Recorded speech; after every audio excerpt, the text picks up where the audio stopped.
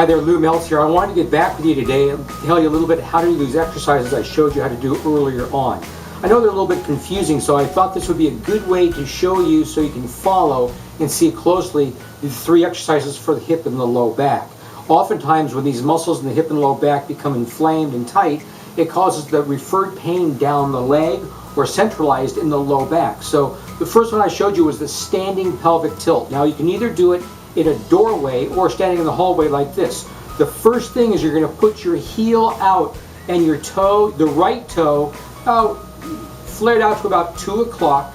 If you're using the left foot, you're going to flare that toe out to about 10 o'clock. You want to make sure you get a little bit of rotation on that leg as you're going to do that exercise. So your heel is on the floor, roll the toe out to either 2 o'clock or 10 o'clock.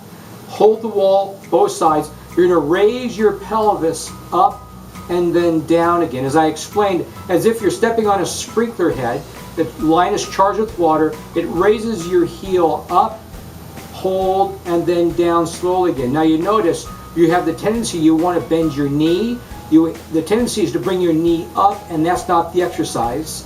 The tendency is to flex your hip and bring your heel forward. That's not the exercise either. The leg remains rigid like there's a metal rod right through your leg. And as that sprinkler head is charged with water, it raises your heel up off the floor, you hold, and then down slowly. Make sure your opposite knee is locked and rigid. You don't want that bent. You don't want to be bending back and forth with your shoulders either. So as you hold the wall or the doorway, you raise up, hold, and then down again. The whole key is to get this hip up into your armpit, down again, and be reminded it's the opposite muscle that's being worked here that drives the pelvis up and then down. So you do that opposite side, up and down. I do this every single day, so I can do it without holding the wall. But I want you to hold the wall to minimize your fall risk. Once you've done 10 to 12 repetitions of the standing pelvic tilt, then you change sides, foot comes out to here, same thing. Raise up and then down again, making sure this pelvis comes up into the armpit and then down. Up and then down, just like that. Once you've done 10 to 12 of these oscillations, up and down. Remember, the knee is rigid, both knees are rigid. Then you're going to take the opposite side, you're going to take your foot in back just like this, toe on the floor. Now, again, you're going to want to bend your knee, that's not the exercise. You're going to want to bend your hip. That's not the exercise either. The whole action comes from the pelvis. So as this muscle is driving the pelvis up, it raises my toe 2 to 3 inches off the floor and then down again.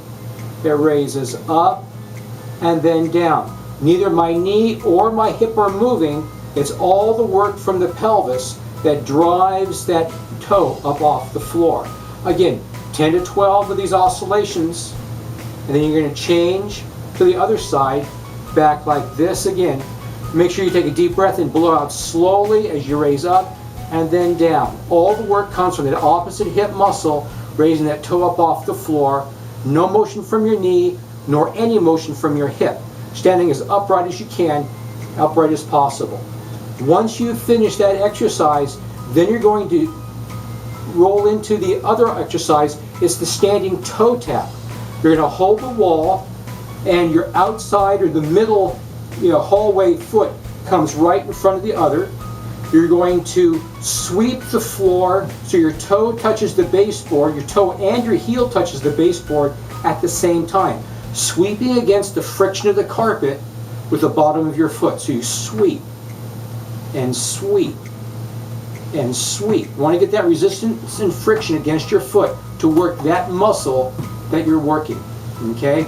Go to the opposite side of the hallway, middle foot in front of the opposite foot, and again, sweep, sweep, sweep. Now you want to make sure that you're close enough to the wall that your hip isn't coming this way. You want to make sure you're close enough to the wall so you can sweep, sweep, sweep with that friction against the floor. Toe and heel touches the baseboard at the same time, keeping that elbow and that hip perpendicular with the wall rather than a rolling motion this way. That's not the exercise, it's a little bit of cheating. Lastly, the last exercise to do is using a softball or a tennis ball. You're going to take that ball, put it right in the belly of the hip and buttock muscle. You're going to lean up against the wall, just like this. You're going to roll back and forth, up and down. Back and forth, up and down, up against that ball. So you're splaying that deep muscle in the hip that's causing that referred pain down the leg. Up and down, back and forth. Up and down, back and forth. Just so you can take care of that muscle. And again, do it same side, opposite side, lean up against the wall, roll back and forth, up and down against that muscle, splaying that muscle. So as you're using this ball for the exercise, you're splaying the muscles apart that are so tight, that are deep inside the hip muscle right here. You're using this ball, it'll splay those muscle fibers apart as you're working them, making that job a little bit easier, minimizing the problem that you're experiencing. Now, as you recall, that muscle that I showed you is that deep muscle in the hip that causes that referred pain on down the leg. And that's the muscle that sets up the tendency towards having that deep leg pain. As you can see again, that's the leg pain as I showed you in the example that refers down the pain or down the leg from that deep muscle spasm that's deep in the pelvis, which is this deep muscle as you see right there. So that's the exercise we want to do to work those deep muscles in the hip and low back, so it minimizes any continued problem or complaint that you're typically having. So those are the exercises I wanted to show you. Do these twice a day, 10 to 15 repetitions each. If you need to use some ice afterwards, go ahead and use ice. You'll be feeling much, much better. Keep this on hand, refer to it a couple times until you have the exercises down correctly, you're doing them properly. I'd rather have you do the exercises the right way rather than thinking you're doing them the right way and they're not. In the meantime, give me a call, 933-2707. Happy to talk with you or help you out a little bit more. You have a grand day.